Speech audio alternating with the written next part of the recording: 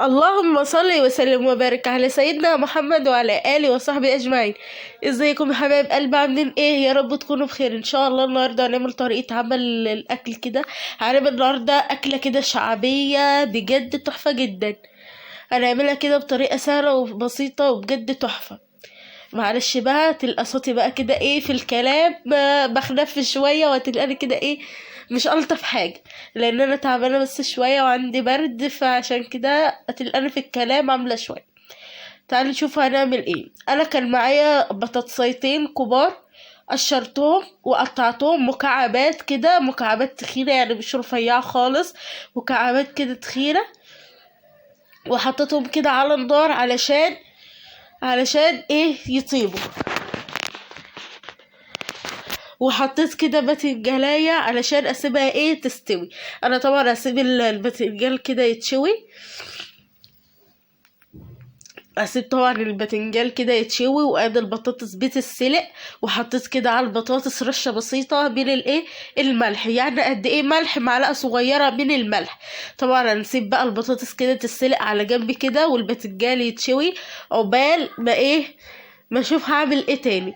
طبعا انا البطاطس ايه قبل ما تستوي كده وتخش على السوا اكتر، فانا بطلع كميه كده من ايه البطاطس، عشان الكميه دي انا هحمرها. زي ما قلت لكم بقى استحملوني، هتلقى صوتي عامل كده شويه لان انا بجد عندي برد جامد، معلش. ادي الكميه من البطاطس، هنشوفها بقى هنعمل بيها ايه. طبعا انا حاطه طاسه على النار، وحاطه طاسه، يعني حاطه طاسه من غير زيت، وحاطه طاسه فيها زيت. الطاسه اللي فيها زيت انا هقلي فيها الايه احمر فيها البطاطس كده. يا دوبك انا سلقت البطاطس، حطيت عليها شويه ملح وخلاص وهي بتتسلق. وادي اهو هقلي الايه البطاطس بعد ما طلعتها كده هقليها. وادي الطاسه التانية علشان هنشوف هنعمل بيها ايه. ما تنسوش بقى يا بنات تدوسوا لايك وتشتركوا في القناه وتبعتوا لنا كومنت حلو.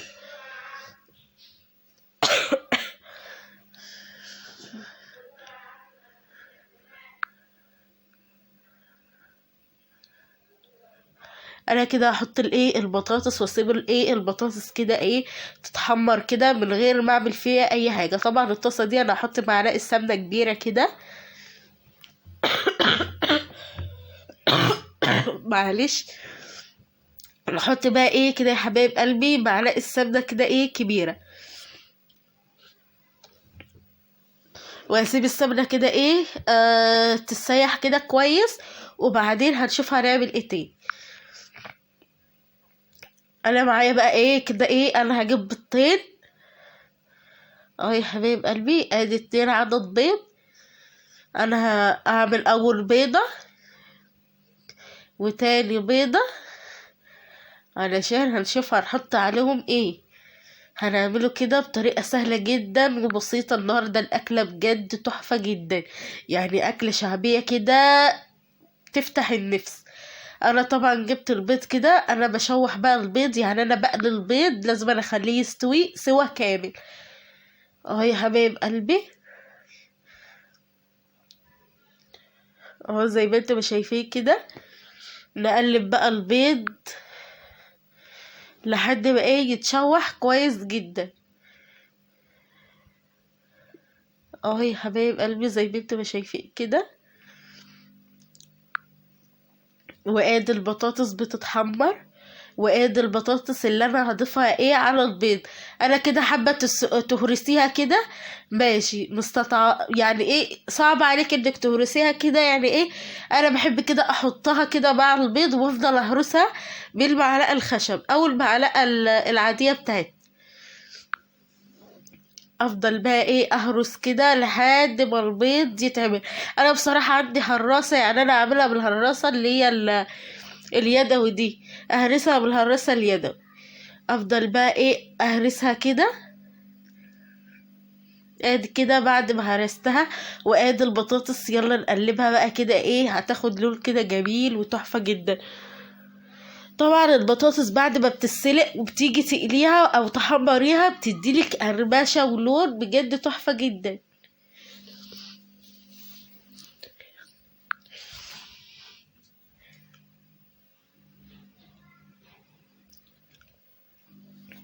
نقلب بقى كده البطاطس ونسيب البطاطس ايه تحمر كويس جدا. وادي البيض بالبطاطس. انا كده حطيت على البيض ايه، انا حطيت على البيض فلفل، قصدي حطيت عليه ايه، ملح بس. انا بصراحة الاكل الشعبي ايه مش بحب يعني احط ولا فلفل ولا الكلام ده، اي الكلام التوابل الكتيرة دي مش بحبها خالص في الاكل كده، في الاكل الشعبي بالذات. ادي البطاطس بعد ما حمرتها نطلع بقى كده، علشان هنعمل تاني كمان حاجة تاني حلوة كده.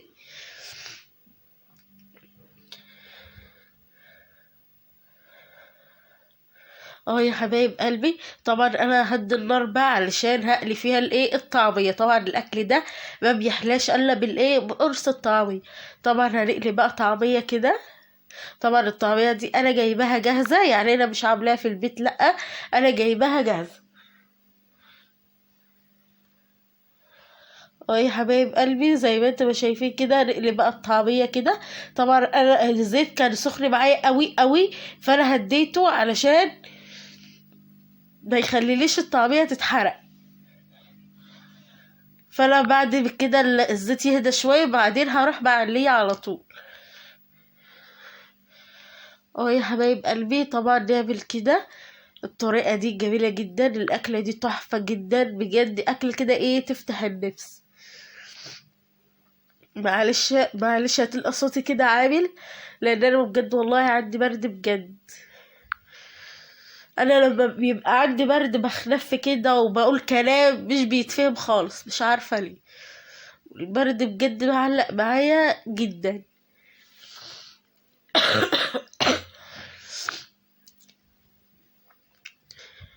هنقلي بقى الايه الطعمية كده، انا هقلبها كده ايه على الناحية التانية.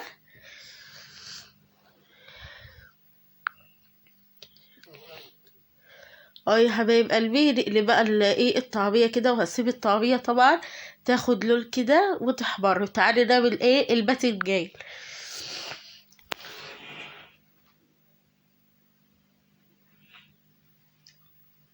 هنعمل بقى الباذنجان المشوي. طبعا دول حبيتين يعني ايه باذنجانتين، انا شويتهم كده ايه على النار، احط عليهم فصين كده من التوم وقرن فلفل من الحامي، واحط عليهم ملح، واحط عليهم ايه ليمون. انا ولا احط طحينه بقى ولا احط خضره ولا اي حاجه خالص.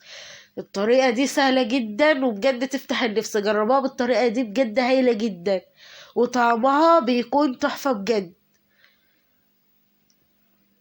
اه يا حبايب قلبي، هقلب بقى كده التوم، انا هرس كده التوم في الهون كده مع الفلفل والملح، وبعدين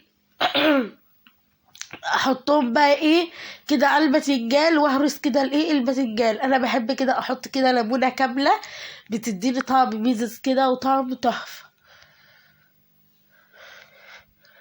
اه يا حبايب قلبي، زي ما انتوا شايفين كده بجد اكله معتبره واكله تحفه جدا. يا رب يكون نالت اعجابكم، يا رب تكون الاكله تكون سهله وبسيطه عليكم وتبقى تعرفوا تعملوها. طبعا مفيش اسهل من كده ومفيش اطعم من كده. طبعا مين فينا ما بيحبش الاكل ده؟ الاكل ده يعني رقم واحد. ادي البيض بطماطم، وادي ادي قصدي البطاطس بالطماطم، معلش، والبطاطس بالبيض. انا معلقه مع الطماطم مش عارفه ليه.